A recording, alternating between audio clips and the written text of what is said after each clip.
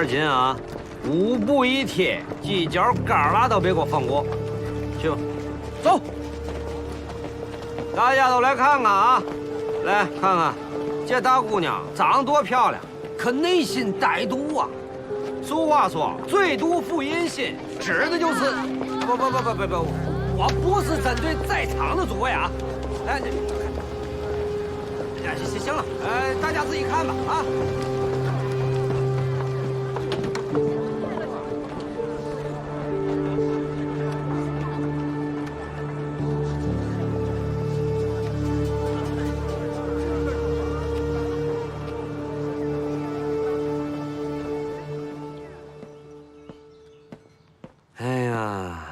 这次在丁秘书长的协调下，连朱杰都破天荒的配合我们天津警察办案，倍儿有面子啊！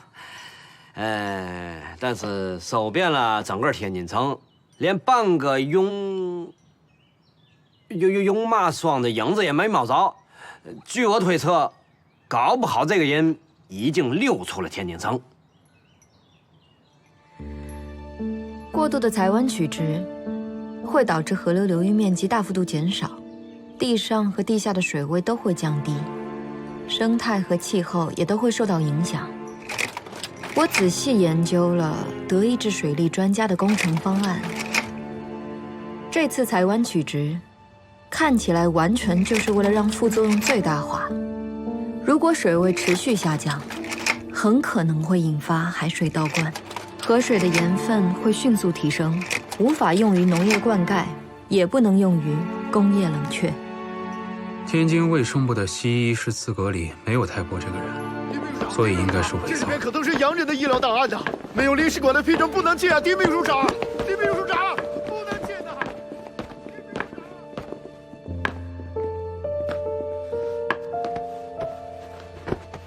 但有一单药品接收记录，是大剂量的阿司匹林，医师名字是泰伯。用的是荣奥双的理疗诊所接收，荣奥双应该就是泰伯。大量服用阿司匹林会导致胃溃疡，所以崔疯子化成2截并不是巧合。9牛2虎1鸡就是从那个时候开始的。少爷说的没错，卫生部那个管事儿的一打全都招了，承认泰伯的医师资格证确实是他签发的，说是租界那边给的压力，还给了我个名字。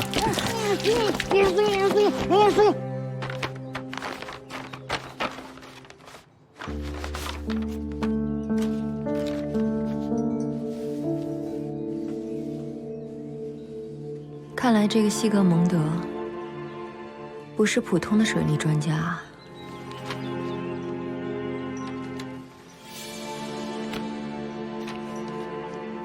他还是古登堡协会的。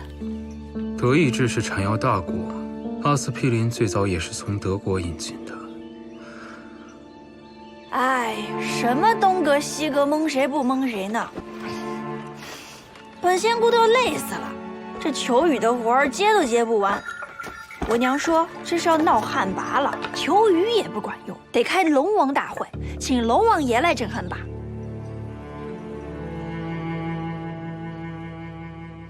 龙王，丁秘书长，你去会会洋人，我来探探龙王。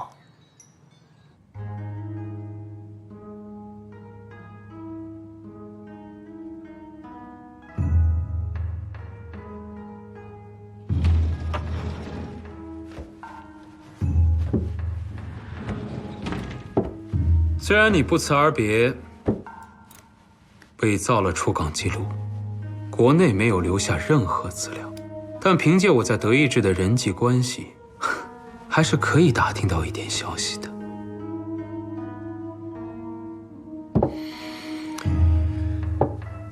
德意志军医学院的教授最擅长的，就是将西医与中医融会贯通。学院会定期录取中国学生，秘密培养，而荣奥双呢，就是其中之一。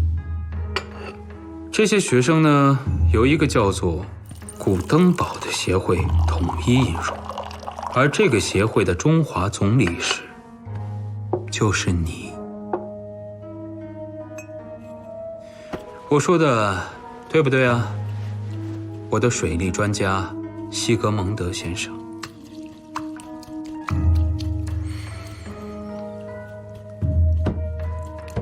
哎呀，日租界里的日本餐馆，确实是一个掩人耳目的好地方。之前我一直没想通，西伊泰博怎么可能跟军阀司令武错南合开一家军工厂呢？现在我才明白，有了古登堡在背后支持，一切都说得通了。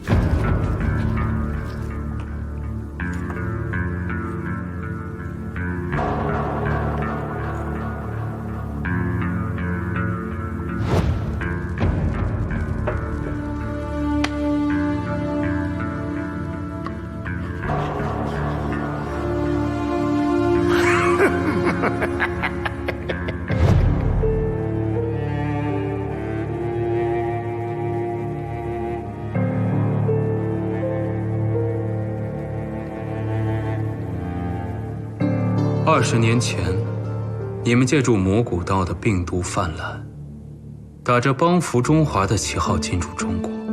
20年后了，你们的方法一点都没变，假扮水利专家进行台湾取直，加上之前九牛二虎带来的恐慌，天津的自然条件和政治环境都会变得一团糟。届时，你们再用暗中制造的白磷弹发起战争，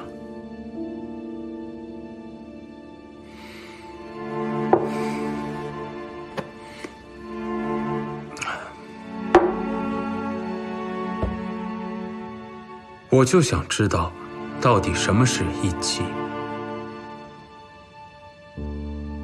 张文焕起源于中国，但真正把茶变成道却是在日本。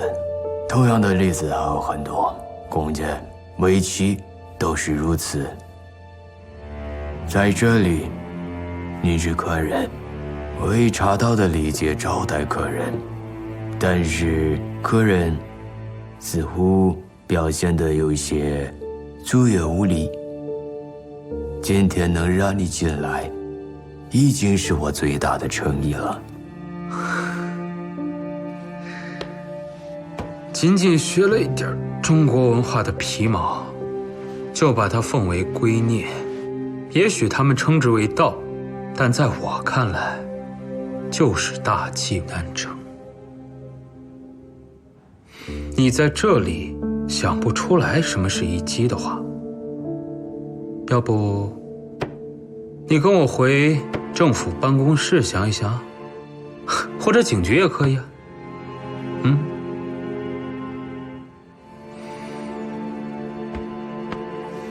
好好想一想。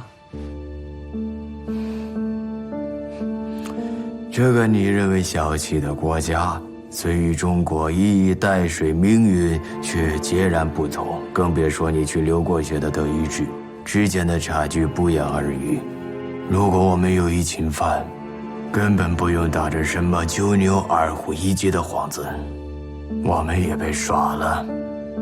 甚至就连实施台湾取址，都是因为别人在内部篡改了数据，白磷弹也是那个人造的。你的意思是，做这些事儿的另有其人？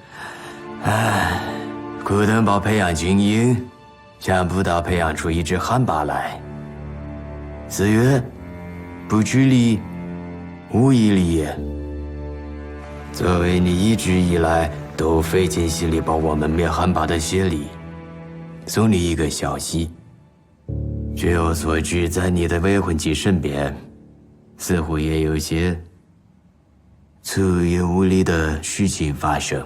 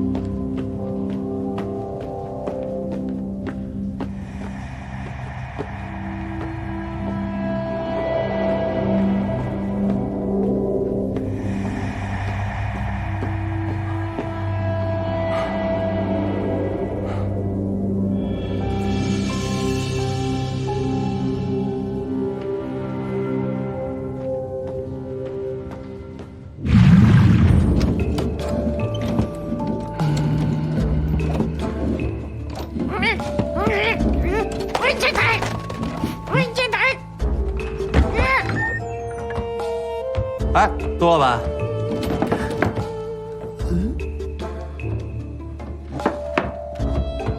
你我最近哪里感觉不舒服没？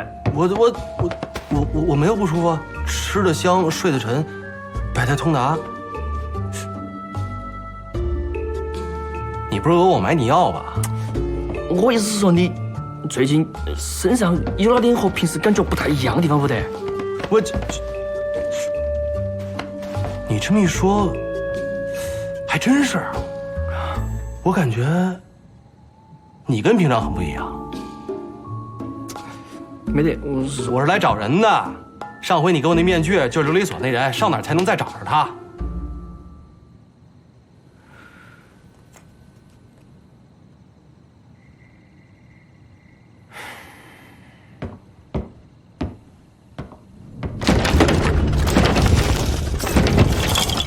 你想问的事情，我可以跟你讲，但是你要先答应我一件事情。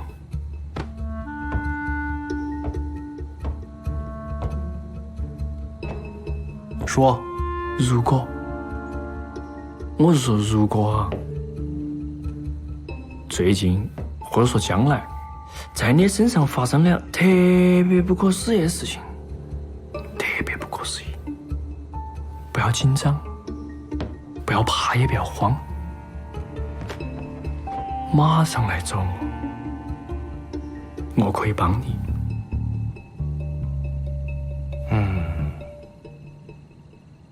能聊正事了吗？10几年前天津有场大旱，人家师傅跟你讲过没？我师傅那个时候，天津确实出了点问题，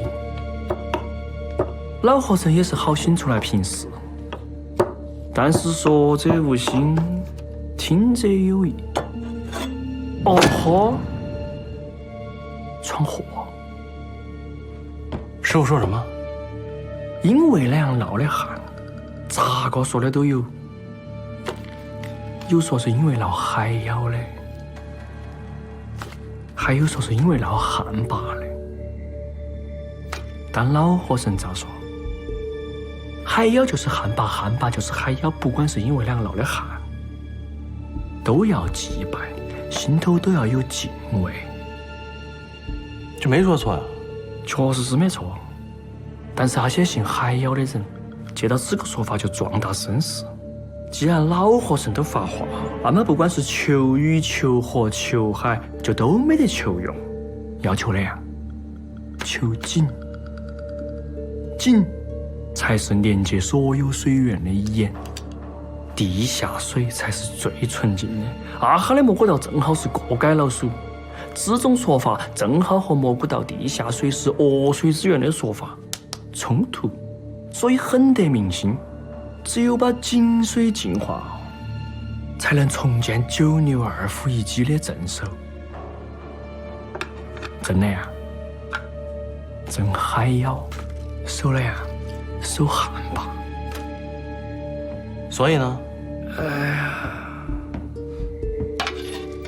所以说，祭祀起水要在井边边，在旱得最凶的时候，找一个铜牛格或者日柱为鬼害的女的，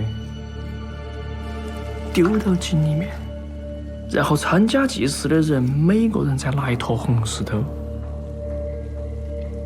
砸进去，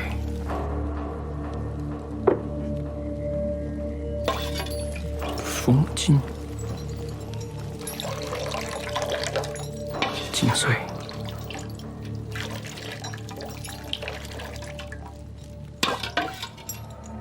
上水时，做盆景很常用的石头，可以吸水，但是那些石就不是拿来吸水用。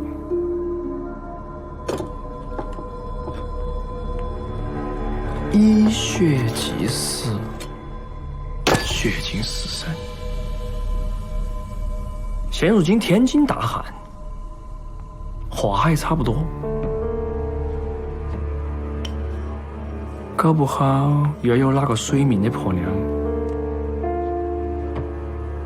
遭落井下石。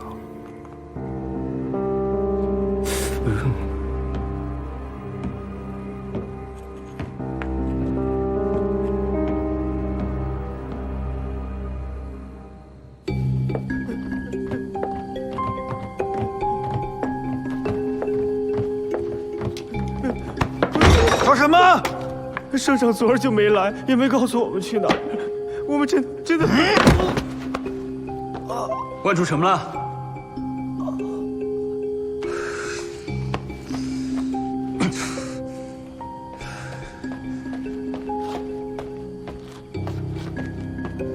你来干嘛？你查到什么了？你说话呀！那水命到底什么意思啊？癸亥年、癸亥月、癸亥日、癸亥时，癸为至阴之水，亥为江海之牛，阴干阴支，天王四长，天地同牛，一气生旺。哎，水命者，命纳诸水者也。众水因此再度相逢，熄灭众生之火，难得的水命姑娘啊！好好找啊！发现什么了没有？照相馆、馄饨铺还有镜湖边，我都去了，没人。乱了，全乱了，全是男子。已经尽全力全程搜索肖小姐了，但警力实在是捉襟见肘啊！好嘛，为了抢一口井，谁家先下桶？老街坊打的是头破血流啊！还有丢孩子的，一问怎么着？是家里让孩子走2里路进3里背泉水，结果一去就回不来了。哎呦，现在呢，到处都嚷嚷着办龙王大会，我看呢，这天津卫要疯。搞了半天还不就是没找着，费那么多话干嘛？哎，于四，就让曹运所有的兄弟去租界找古东我要人。得嘞！别！哎，冷静，冷静！我的小祖宗，那外国租界地是按洋人法律办事儿的地界，别说漕运商会，就算天津警察、天津军队去了，也不好使啊！啊！哎，冷静啊！全都找了。该找的都找了。哎呀，哎，我说，哎，小和珅呐，你觉得还有嘛地方有可能？我赶紧派人找去呀。那儿找了吗？啊？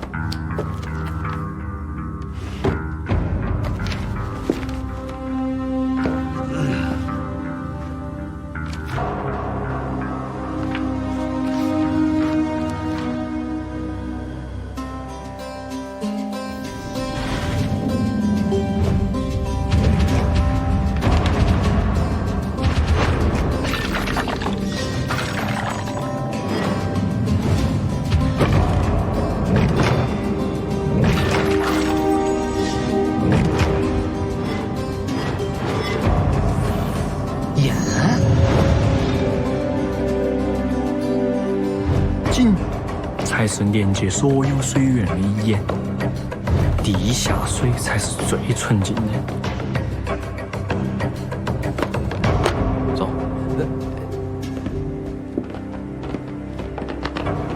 来，走，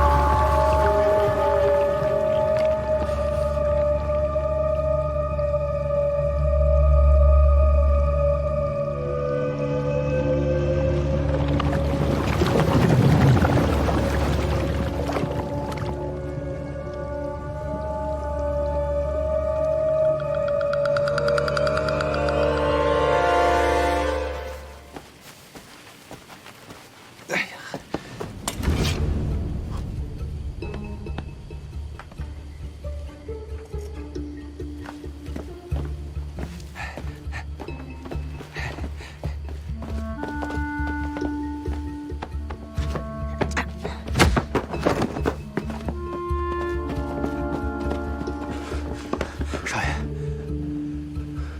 你在外面守着，如果兰兰出来，照顾好她。哎，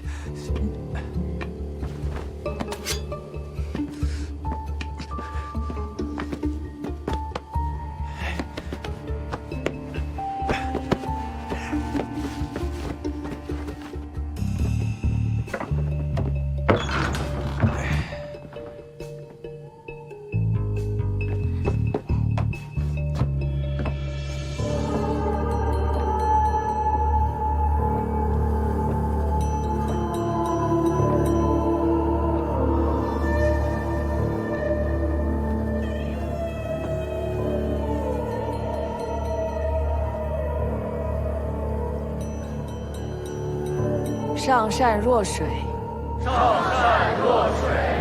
利则万物，梦水为舟，通达四海。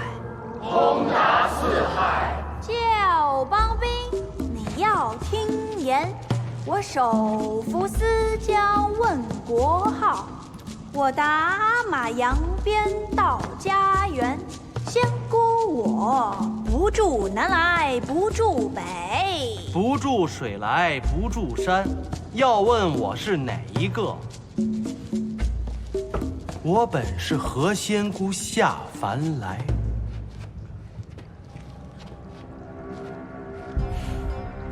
上次在理疗室，我是开玩笑的，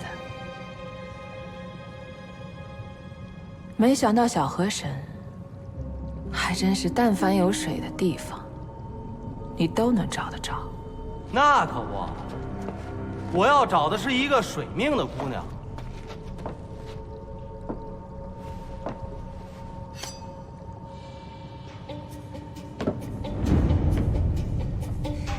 荣医生，我今天只带了刀，没带包扎工具，小心划伤了你。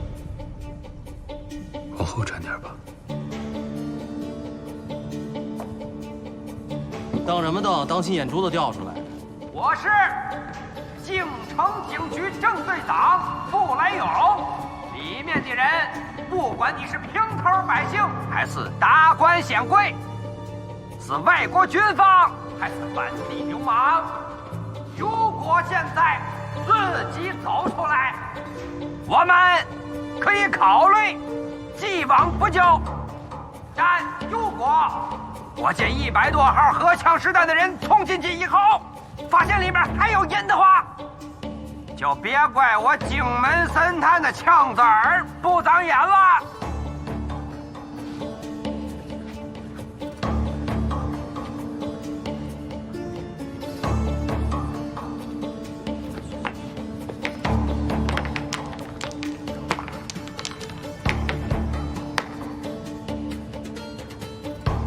顾仙姑，先陪大家伙出去。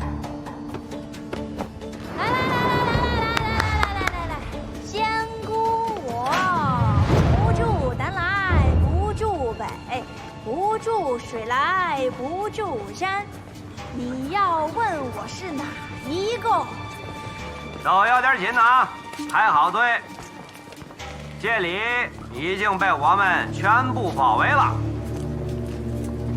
群里头有那么几只蠢蠢欲动的幺蛾子，都管好了啊！快点！来了。丁秘书长，我觉得您现在最该担心的不是萧小姐，而是您自己。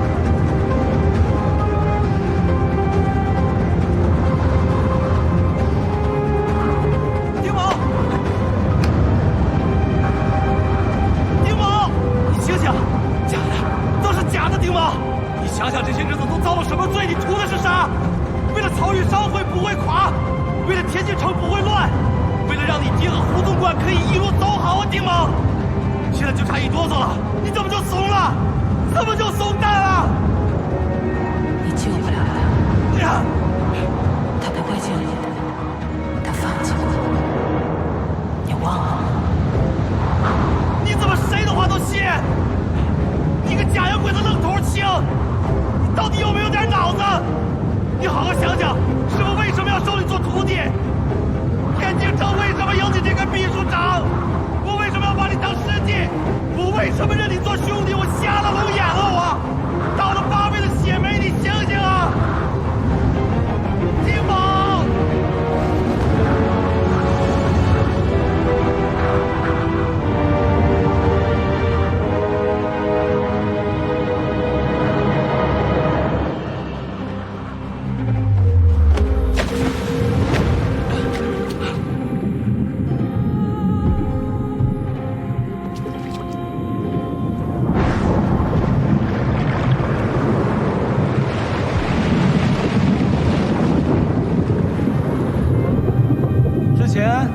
你说你捡回一条命，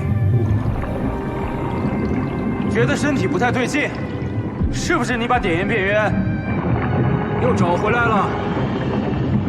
找没找回来我不确定，但就这银铃峰啊，无论如何是封不住我了。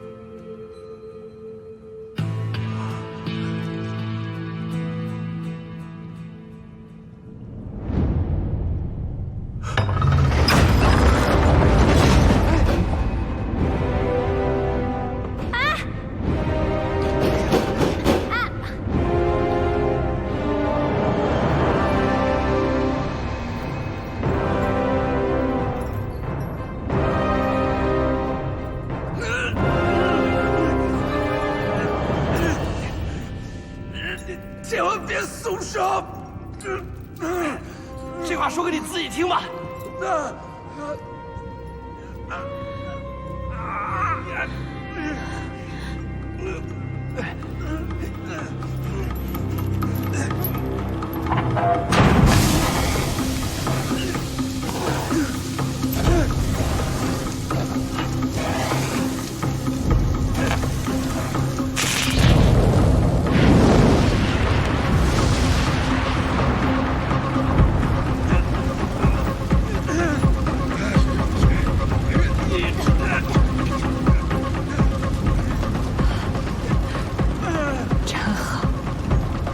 物种进化的好戏，很快就要开始了，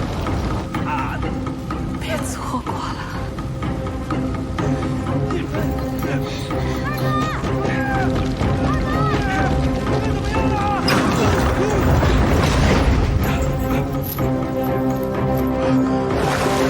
这水里面不知道有什么东西，老是带着别乱动。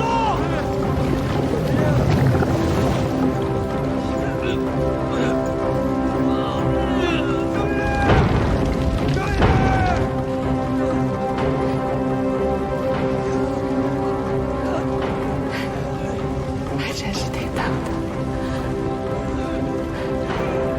然后族人居然以为有引灵风，让人感觉不到头就不存在。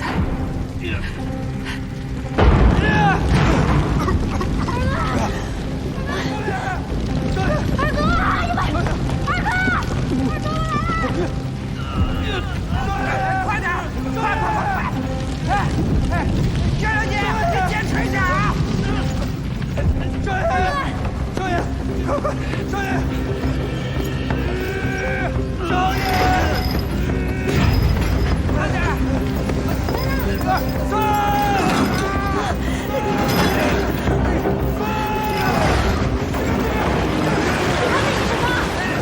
别放心救人！队长，你抱着我干嘛？你拉呀！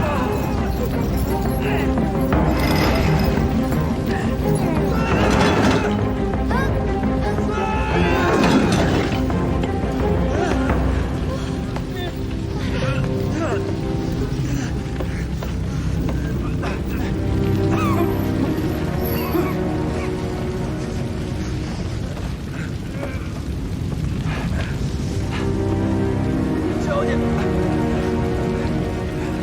小姐嘞，没事。二哥，你看到了吧？刚才是什么东西？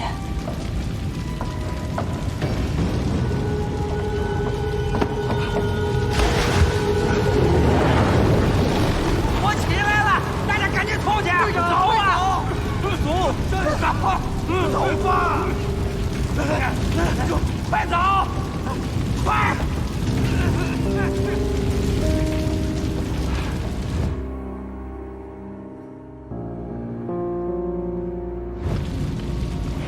二哥，二哥，快走了，走了！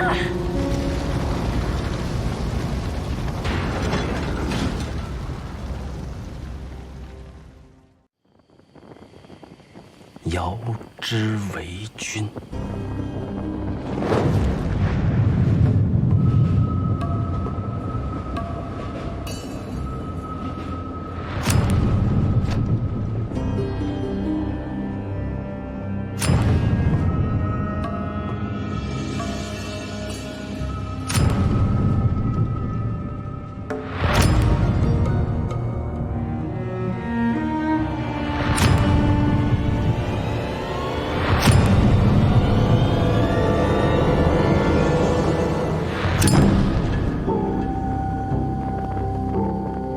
凯伯不是荣傲霜，是范君瑶。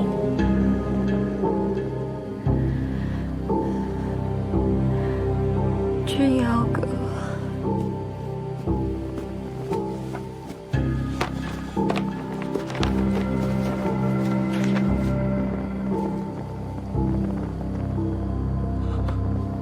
遥之为君也，出自太伯篇。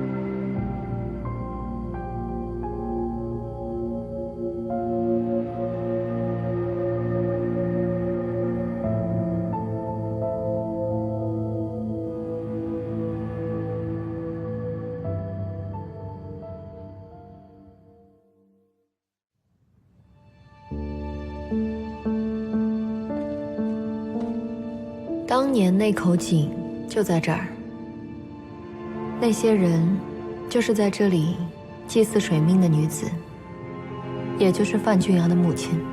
开什么玩笑？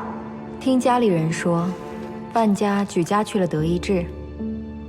范君瑶从那时起与家人分开，接受西格蒙德的培训。他和荣儿双一样，是被古登堡协会派返中国执行任务的棋子。荣儿双的病人都是达官显贵，借助银铃峰这种精神控制手段，帮助古登堡协会获取了大量情报。我们被耍得真惨。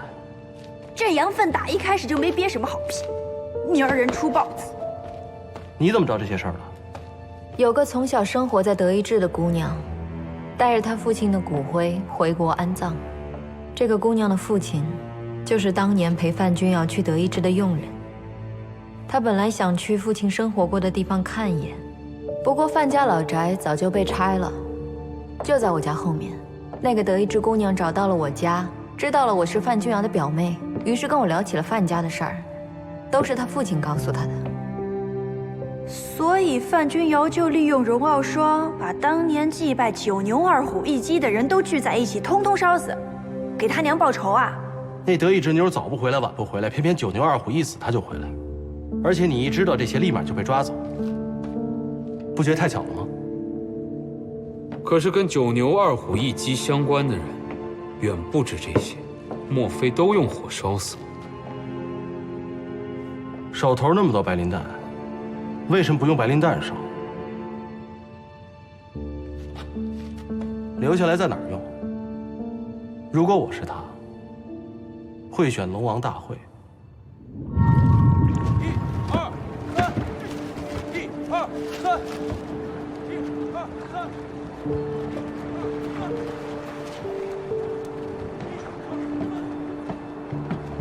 老板娘，龙门挂这儿成吗？成。您倒是看一眼啊！这要是挂错了方位，冲中了龙王，咱可吃罪不起啊！那就再往西南挂点吧。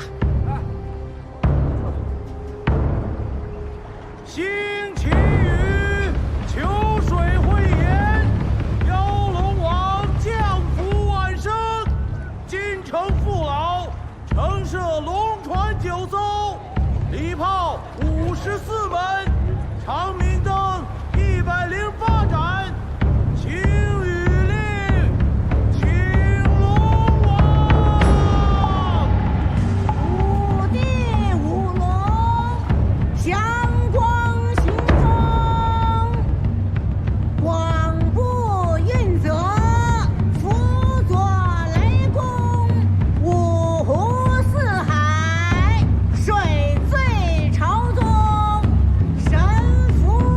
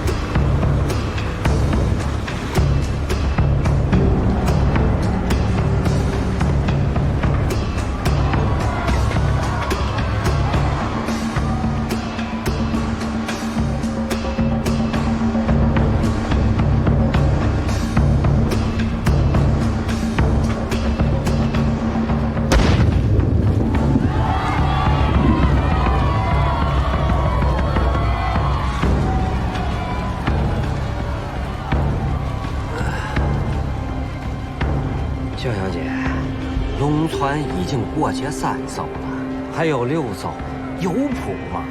确定他们上去的就是装白磷弹的那艘吗？要是真让那艘船开到码头这边来，一炮打过来，那参加龙王大会的这成千上万的老百姓，包括咱们几个，那怕是一个也活不了啊！咱这计划真是一点纰漏不敢出啊！没问题的，相信他们。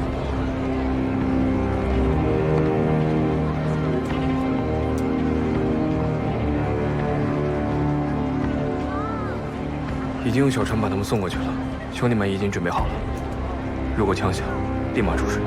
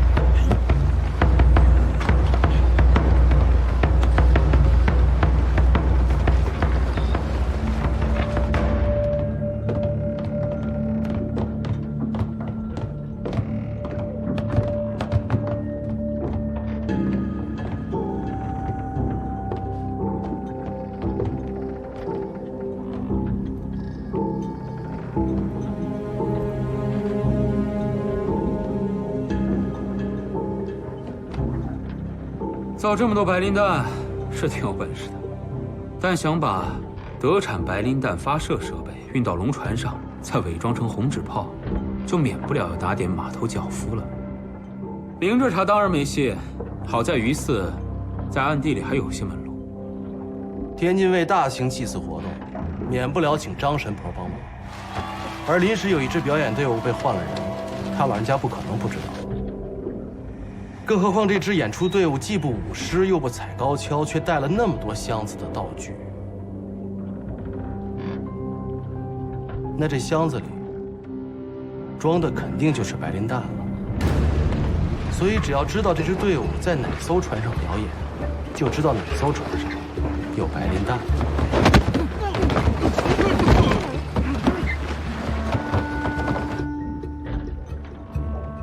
有一个问题困扰了我好长时间，不知道你们有没有想过？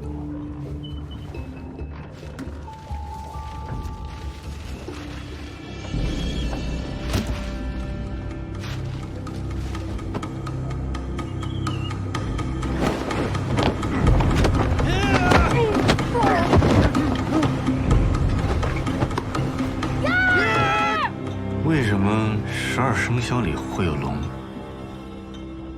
会不会那个时候，龙跟其他11种动物是一样的，是一种日常的存在？从古至今，中外都有很多关于龙出现的记录。龙真的传说吗？也许有一种活体疫苗，可以打破物种之间的壁垒，让一种生物同时拥有鹿角、驼头、兔眼、蛇象、肾腹、鹰爪、牛耳、虎爪、鱼鳞。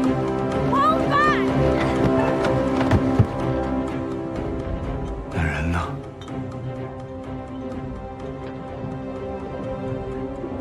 能不能长出翅膀飞向天空？可不可以像鱼一样潜入深海？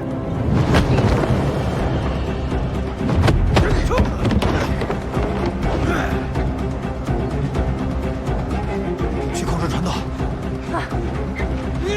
要传进猎人的码头！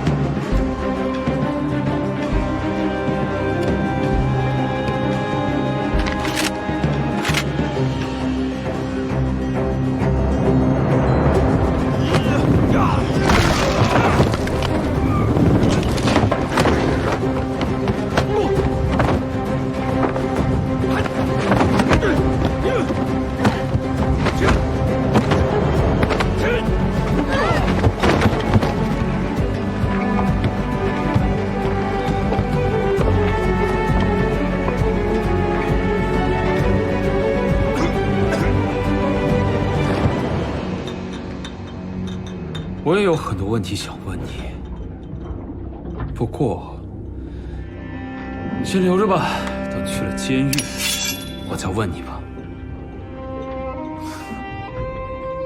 你已经怀疑我了，还一一列举了我的疑点。你说的都对，为什么不坚持？因为我帮了郭德友。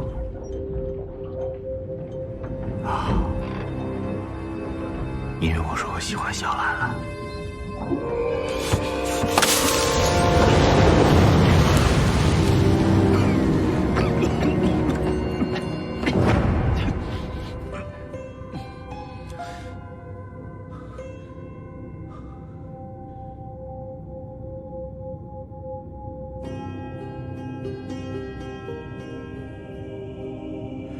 还好天逆人心，9牛2虎1鸡。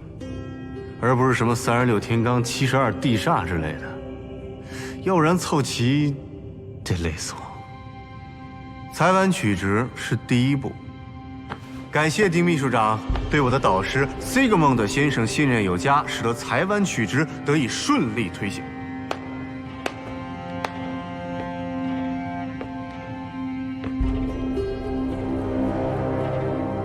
崔疯子跳出来阻止裁婉曲直。所以他必须死。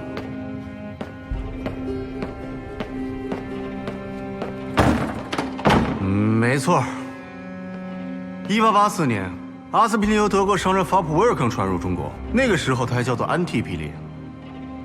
德国医药就是在那个时候渐渐在国内有了名气，大家亲切地管阿司匹林叫做万应灵丹。但他们不知道，长期或大剂量服用阿司匹林制剂会导致胃黏膜炎症、糜烂及溃疡的形成。作为著名西医泰博尔，忽悠像崔疯子这么好面子又讲排场的人，大量服用万应灵丹，再简单不过了。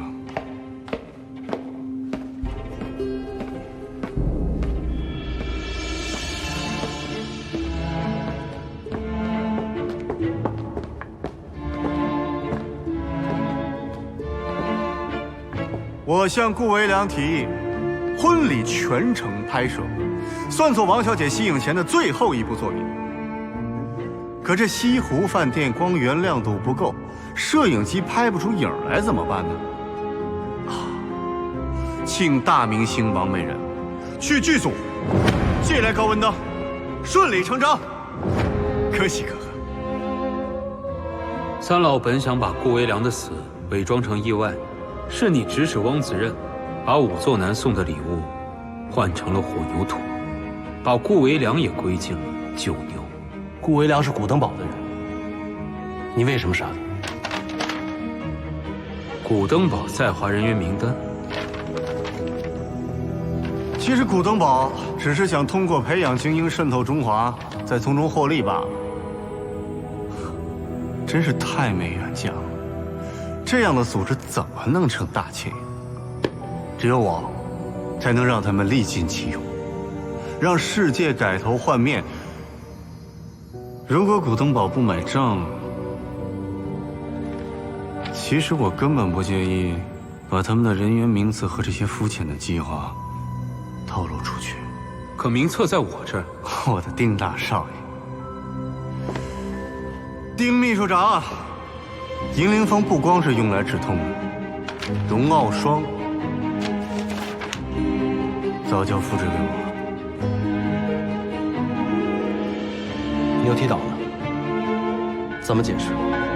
都说教育是改变一个人的最佳途径，但我认为一定还有更快的办法，比如彻底改变他的基因。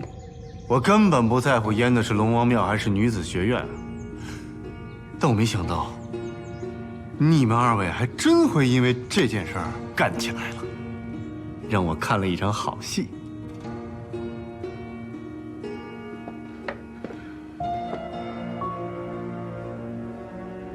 白四虎给顾影纹身用的颜料，应该也是用红水质提炼的吧？还有崔疯子吃的药里，和顾维良喝的酒里，红水质的中枢神经麻痹作用，还可以造成假死现象。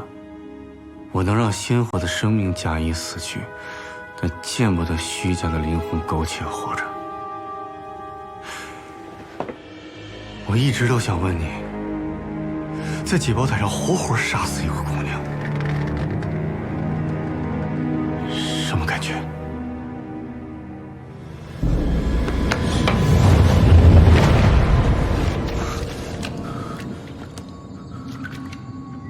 首先，让3位在天津德高望重的老前辈，按照我的方式合力杀掉一位外交官。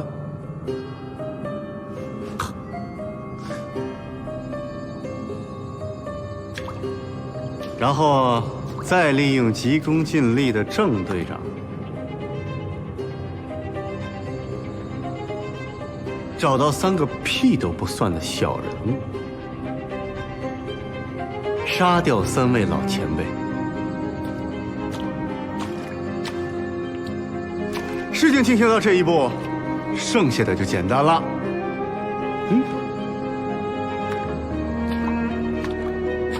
找一个管冷库的，把3个杀手冻死，再抛尸在我指定的地点。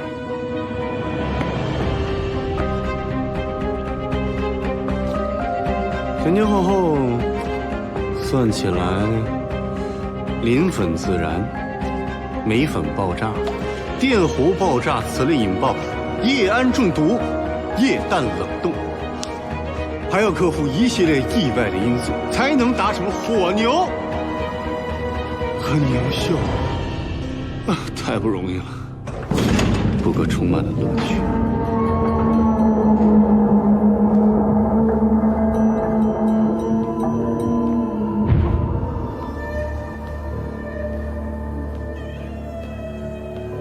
借军饷充金库的主意，是我侧面提供给白市长的，把军饷存在银行一段时间，自己赚一大笔利息，也是我提点伍司令的。剩下的就看李大善人4个宝贝徒弟了。当然了，贪心的人都活不久。不是所有人都要为你母亲的死负责。恶是集体之恶，所有人都有份儿，谁也跑不了。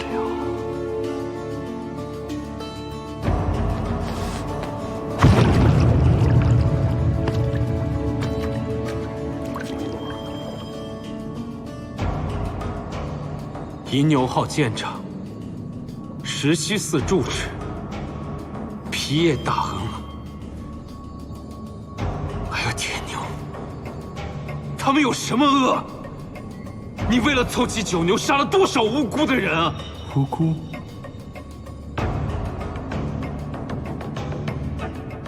？10几年前，老和尚随口一句，海妖就是旱魃。旱魃就是海妖，多少人信以为真，接近大旱就是海妖引起的，用水迷的女子去祭祀。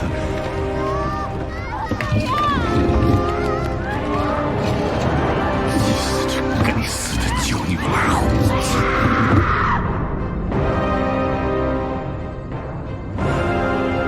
那个女子是不是无辜的？啊？说的那些人，他们是无辜的。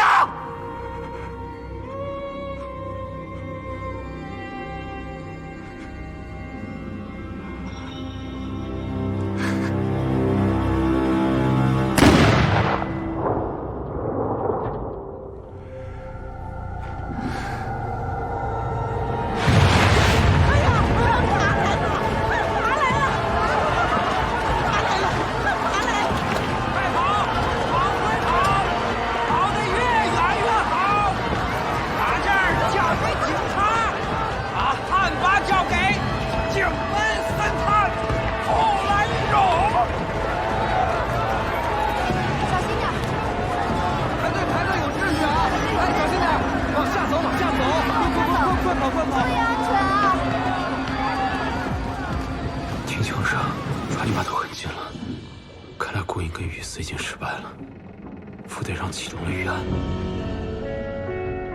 他背后那个肯定就是白磷弹的传动发射装置，看起来只连接了一门炮，来不及了，你先上去想办法，这活交给我。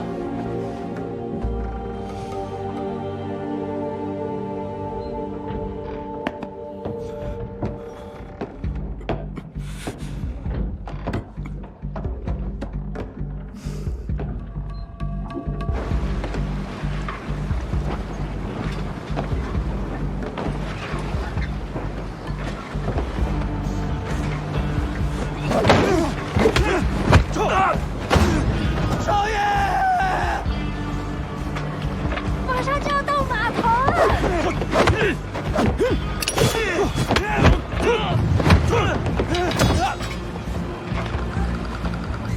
坐先穿越出第2门。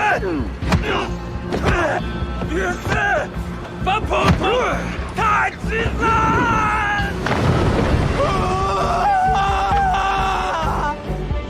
听说你有个外号，金门第一鸡贼。错，是金门第一超凡绝伦、人中龙凤的小河神。从小在德意志军校受训，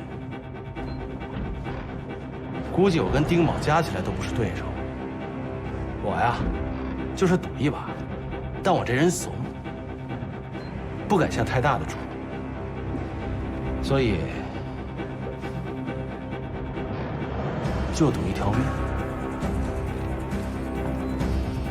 好。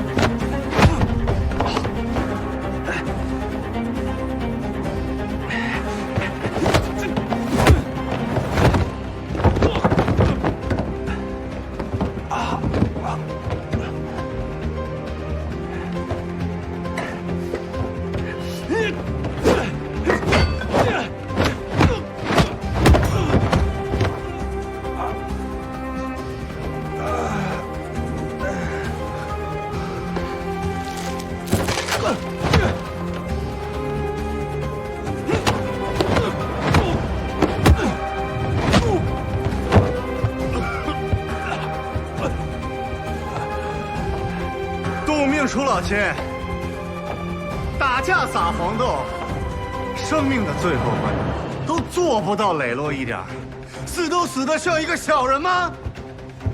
这就是河神。老百姓把你这样的人称之为神。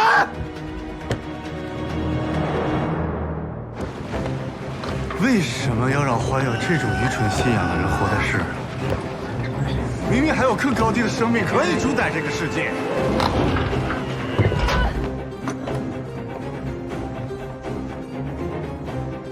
卑贱、劣根，这些都是在骨子里的。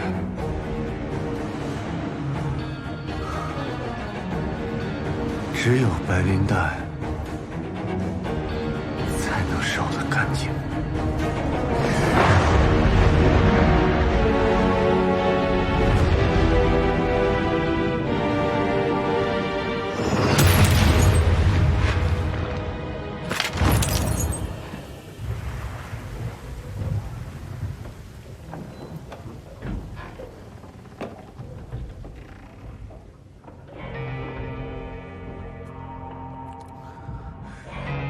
镁粉爆炸要满足每立方米20毫克的含量，燃点要高达520度。但硫磺只要满足每立方米2.9毫克就够了，燃点也只要190度。我本来就没打算把那颗小小的白磷弹发射出去，因为这艘船本身就是一颗巨型白磷弹，足够波及整个码头。只要一点点静电火花，整艘船的白磷弹都会被点燃。船离码头这么近，你开枪就等于开炮。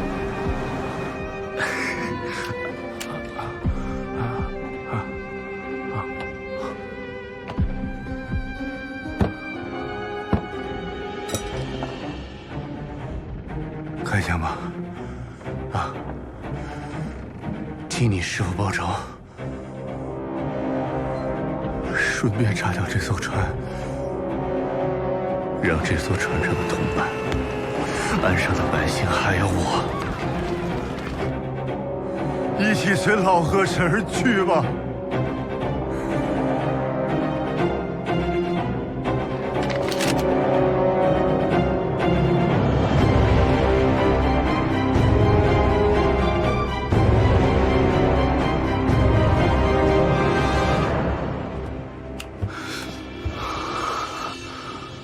师父疼你，啊，把你养大，教你本事，你呢，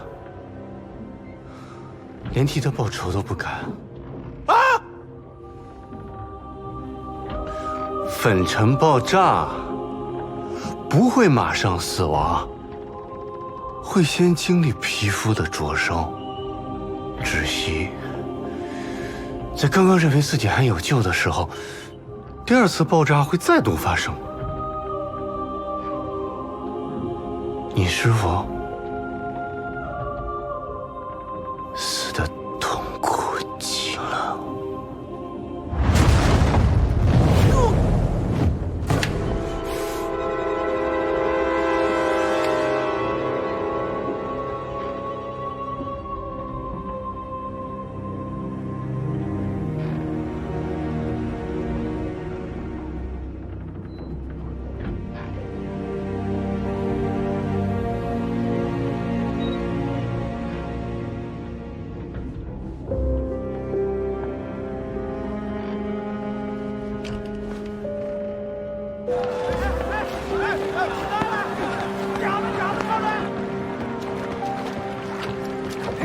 走走走，快上来上来上来上来！哎呀，这汉魃吓唬咱们啊！打他！别拦住！来，打完一个鼻子啊！别动他！来，你看家伙，你学人打架呢！罚的不要紧的，给我带走！走！你们别打了，别打了，快回去啊！让他们往后撤，往后撤！撤！别让他们靠近码头！快往后撤！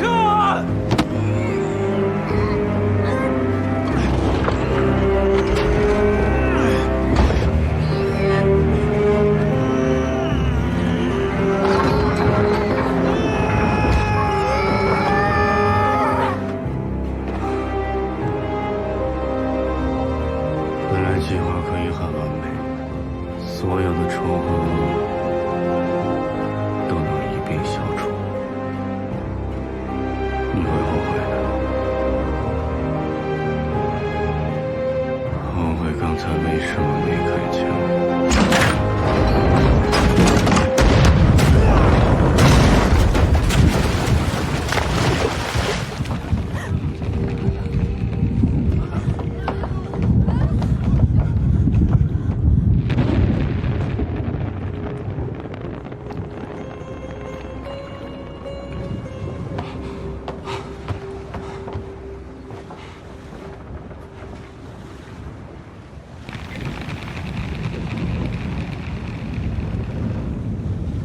小影，小影，小影，小影，丁某，于斯，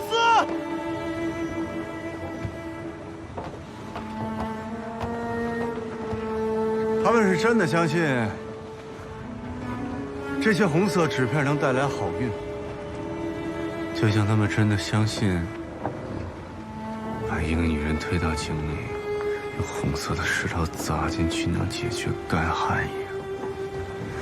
9牛2虎1鸡只是迷信，可不可以用科学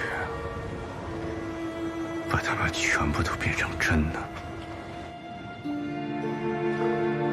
我要他们在最虔诚的时刻，鸡年、鸡月、鸡日、鸡时，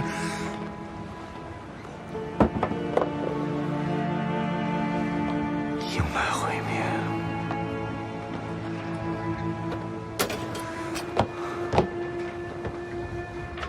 所以一鸡是个时辰。也许吧。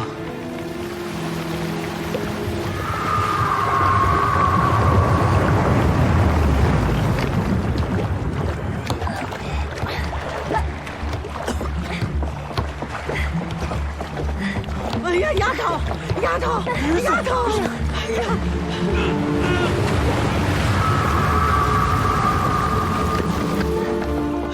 哎呀，丫头！哎呀，快快快！哎呀！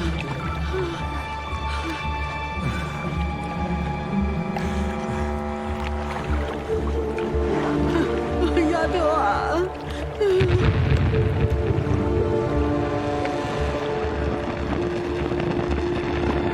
是池子里那个怪物，他也是你养出来的吧？不必理会，失败品而已。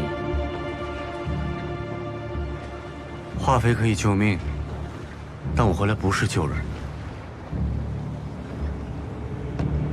而是回来种一颗种子，种出新的生命，替代愚昧和落后。德意志又怎样？欧罗巴又怎样？蓝眼睛白皮肤又怎样？你还不知道吗？你才是人类进化史上的奇迹。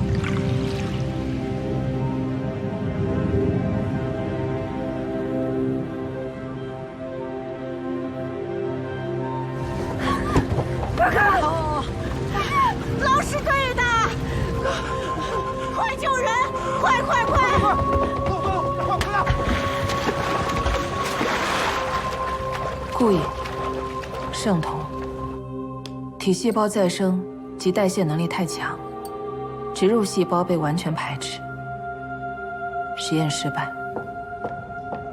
莲化清，圣童候选人，植入48小时后出现反向排异现象，正常体细胞逐渐被植入细胞侵蚀，出现受化体征。实验失败。郭德友，圣童候选人，植入72小时后，尚未出现明显异常，预计植入细胞已经被体细胞接纳，寄生态初步完成。终于找到符合条件的样本，人类真正的进化已经开始。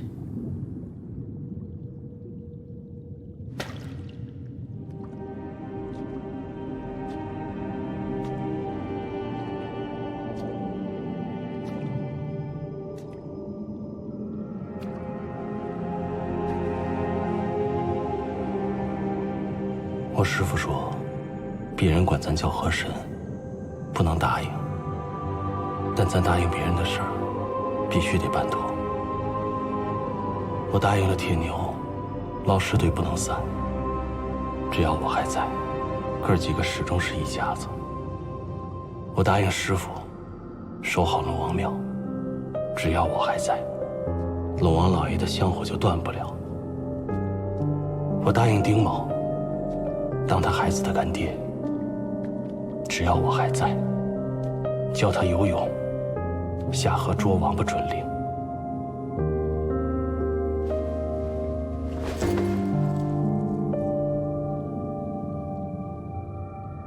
我答应娶你，打小就答应过，就算当不了人中龙凤，也一定跟你鸳鸯成双。只要我还在。